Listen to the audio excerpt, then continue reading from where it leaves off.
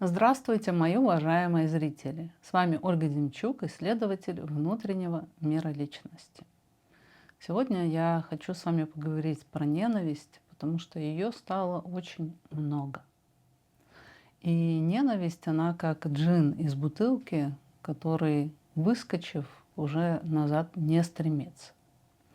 Видео называется «Вдохновленной ненавистью». Ненависть очень сильный наркотик. И человек, попробовав его, не может от него отказаться. Во-первых, ненависть дает громадное количество энергии. Вот вспомните из своей жизни, когда кто-то что-то сказал не то про вас, когда внутри поднимается волна и появляется точное понимание, что надо делать, против кого надо делать, понимание, что я хороший, невинно оскорбленный, а где-то есть враг, которому надо отомстить. И в этот момент мы собираемся как будто в шар, плотный шар, наполненный взрывной энергией, имеющий точную цель. Я сегодня принесла вам клеточку с двумя котиками. Вы уже их видели. Белый котик и черный котик. Достаточно сложно признаться себе в том, что нам нравится ненавидеть. Нам нравится быть темным персонажем, и часто, когда мы смотрим фильмы, нам нравятся злодеи на каком-то очень бессознательном уровне. Потому что когда мы хорошие, мы ограничены в своем проявлении, а когда человек выбирает ипостась злодея, ему позволено гораздо больше. Он не отягощен моральными принципами. И нам нравится ненавидеть, выпускать эту свою темную ипостась и быть в таком своеволии, позволить себе то, что запрещено нормами морали. И сейчас весь мир штормит, весь мир переживает вооруженные конфликты и много противостояния. И этот черный джин, джин ненависти, как раз сейчас вырвался. Ненавидеть, мстить, доказывать свою правоту, побеждать. И может это все быть мельче. Например, говорить кому-то гадости или же обесценивать, разрушать словами. Когда мы заходим в ненависть, но имеем правдивую подоплеку, это позволяет нам чудить, быть выбешенными, быть злобными, быть мстительными, но при этом продолжать воспринимать себя как белого и хорошего. У меня был один случай, мы с друзьями пошли в бар, бар небольшой, и в этом баре была девушка, действительно красивая и яркая, самая красивая в этом баре. И когда я вышла танцевать, то я ощутила на себе взгляд этой девушки. Он был что-то по типу «это мое пространство, что ты здесь танцуешь». Я видела, как она наполнилась вот этой вот энергией что-то делать, доказать, что она лучше. Она до этого не танцевала, а тут вышла в центр, привлекала к себе внимание. То есть она включилась, она начала жить. Это все как бы ей было не очень надо, но когда ей было с кем конкурировать, оно подняло в ней ту энергию, открыло тот потенциал, который был как будто спящим. Вот наша машина, нашей личности, она может чувствовать недостаток этой энергии, но когда появляется ненависть к чему-то, противостояние с кем-то, мы как будто получаем дополнительный ресурс. Это было недоступно, а сейчас этого много. И в такие моменты человек себя ощущает живым. Он чувствует, что он живет, кровь бурлит, каждая клетка его тело, его психика, она мобилизирована. И те поступки, которые мы совершаем из ненависти, они долго бередят нам душу. Ну вот когда вы в сердцах кому-то что-то высказывали, наконец-то решили высказать все. И в такой момент высказывания вы ощущаете себя на подъеме, как будто вы стали огнедышащим драконом. И многие люди говорят с такой гордостью за себя, что не будите моих драконов, я вам тут устрою. И после того, как произошел выброс этой ненависти, этой агрессии, человек попадает в ловушку, потому что ему уже приходится обслуживать акт этой агрессивности. То есть он уже не может пересмотреть свою правоту, он не может ощутить вину, потому что он уже тут же поймет, что он был не белым праведным котиком, а черным выбешенным демоном.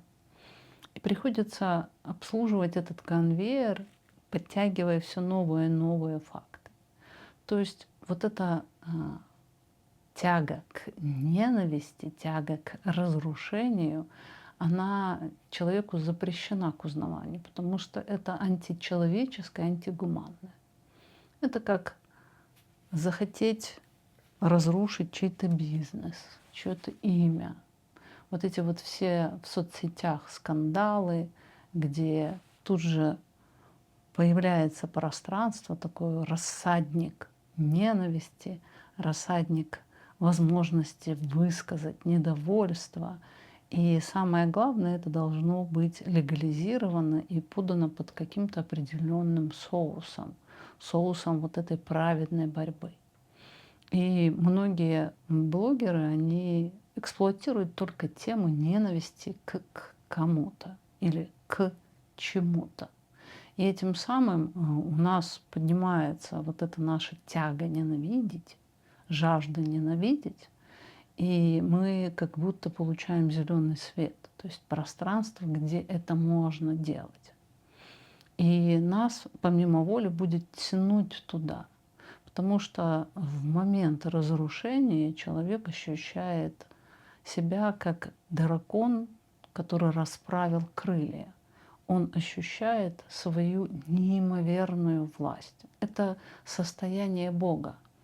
Это как человек, который ненавидит себя, он доходит до мысли о самоубийстве, и он разрушает самое ненавистное, что у него есть, источник всех его проблем, себя. И точно так же есть убийство в словах, в написанных или сказанных, или в мыслях, когда мы убиваем этот источник. Вот эти вот все фразы по типу, чтобы вы все сдохли, я вас проклинаю, я вас ненавижу, все эти фразы, они позволяют человеку ощущать себя белым, когда это адресат этих слов, он демонизирован. Но по факту человек уже переступает эту грань, когда он становится демоном, равным демонизируемым. И по речи человека можно многое понять. Вот, кстати, будет школа общения в середине августа, где мы будем расшифровывать слова. И люди, которые не стесняются высказывать про кого-то такие категоричные, уничтожительные формулировки, мы по этим словам можем понять, какие у человека взаимоотношения внутри себя. То есть вот этот конвейер ненависти запущенный, вот этот наркотик попробуемый, уже не так просто все это поставить на стоп. То есть этот конвейер ненависти, он будет искать все новых и новых врагов, потому что человек не понимает эту свою тенденцию быть зверем, и, получив праведное объяснение, начинает врагов создавать. Вот как любая диктатура, она начинает поглощать своих же. вот точно так же и человек, он, отхлебнув этой ненависти, ищет, кого ему ненавидеть. Вот кого мы будем сегодня ненавидеть? Американцев, может быть, поляков, может быть, белорусов, Петю или Дашу. Может быть, пора уже начать ненавидеть своих близких. То есть человек, который высказывает вот эти ненавистнические комментарии, к таким людям надо относиться очень аккуратно, потому что это все может развернуться против вас, если вы назначитесь темным, демонизированным. И вот эта категоричность, которая особенно сейчас расшатана, она создает вот эту вот полярность в личности, когда личность может быть демоничной, но в то же время она воспринимает себя как святой. Темное топливо, вот это топливо ненависти, залитое в бак машины, это когда я хочу кому-то доказать, отомстить. Машина едет на нем дальше, но она будет нуждаться в этом допинге постоянно. Это как муж, который ревнует свою жену и придумывает какие-то истории про то, как она ему изменяла. И в эти моменты он одновременно себя чувствует рогоносцем, то есть жертвой, но в то же время его делает живым фантазия о том, как его женщина это делала. То есть он ощущает вот эту вот раздвоенность. Я святая жертва, но я получаю полное право ненавидеть.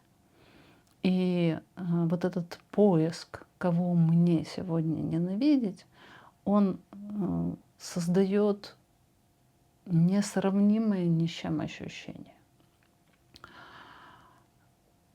Когда, например, женщина говорит о бывшем категорично, то есть уничижительно, это говорит о том, что эта дихотомия в ней, она будет проскальзывать во многих областях. То есть эта категоричность, эта несдержанность моральными принципами, она будет распространяться и на вас. То есть если вам ваш партнер о ком-то говорит с глубокой ненавистью, то эта ненависть развернется и на вас, и эта ненависть развернется на самого партнера, если будет некого ненавидеть. То есть этот орган ненависти, который раскачивается, он как дамоклов меч, который висит над самой личностью. И личность уже начинает выискивать себе врагов. Когда человек, например, о ком-то говорит обесценивающе, уничижительно, он не воспринимает это как нападение. Ну, например, у тебя какой-то дурацкий рисунок на майке, или тебе не идет эта стрижка. То есть такие маленькие уколы, вот собеседник это ощущает как уколы, они вот и есть эта тяга к разрушению, вот эта тяга ощутить полную власть над уничтожаемым. И мы, несомненно, на себе это остро чувствуем, но когда говорим это другому, мы не понимаем. И плюс к этому вот это разливающееся удовольствие, оно не дает нам даже возможность понять, что мы делаем что-то не так. То есть когда мы ориентируемся только на свои чувства, мне нравится ненавидеть, это наполняет меня энергией, это делает меня живым, это достает меня из депрессии. То есть если мы опираемся только на свои эмоции, то да, как бы все в порядке. Но после такого наркотика вот это вот желание ненавидеть и есть уже даже близких, оно повергает потом человека в состояние депрессии. То есть человек себя в конечном итоге чувствует абсолютно одиноким и в абсолютно враждебном пространстве. То есть, видите, этот конвейер ненависти, как, например, война, он запущен, и круг своих начинает становиться все меньше, меньше и меньше. Человек, тех, кого я ненавижу, кого я считаю неправильным, и при этом остаюсь правильным, становится все больше. То есть это само не остановится. Когда оно запущено, оно будет иметь тенденцию к расширению, к поглощению все большего количества врагов, потому что поглощение, вот это накрывание их пеленой демонической, создает больший стимул для личности. И это как с наркотиками. Дозу надо все время увеличивать. Я, несомненно, не хочу вам читать никакие морали про знаете, кого там ненавидеть, ненавидеть, но человек ненавидящий, он не может созидать и не может любить. Потому что ненависть, она гораздо приятнее для нашей личности, чем любовь. В любви ты маленький, тебе надо уважать границы, это заботиться, не делать зла, а в ненависти мы в полной вседозволенности. То есть мы наконец-то можем выплеснуть все то, что приходилось сдерживать, скрывать, даже от самих себя. И вот эта иссушающая ненависть, вот эта вот жажда, она самого же хозяина потом начинает выпивать до дна. То есть человек начинает мелко мыслить, он не способен ничего производить, потому что разрушать всегда быстрее. Ну, находить недостатки, критиковать, обесценивать, указывать, как правильно и так далее, и так далее. И таким образом личность, она вырождается. То есть она мельчает и скатывается на животные настройки, ближе к зверю, которому вот эти все человеческие ресурсы, они становятся недоступными. Так что выбирайте сами. Напишите, пожалуйста, свои мысли по поводу, возможно, кто-то захочет рассказать какую-то историю про то, как ненависть наполняла паруса и какие были последствия после наполнения бака своей машины вот этим темным топливом. И пишите свои мнения по поводу вдохновляющей ненависти. Почему вы не можете от нее отказаться? И что будет, если вы вдруг откажете себе в этой возможности вдохновляться ненавистью? Я завершаю, напоминаю, что школа общения в середине августа. Будем исследовать нарратив, как по словам понимать, кто перед тобой. И напоминаю, что у нас есть возможность подписаться на спонсорство. Там есть рубрика «Психоанализ онлайн», можно задать вопросы. Все это можно найти в рубрике «Записи». И, как всегда, ставьте лайки, пишите комментарии, поддерживайте канал. До встречи!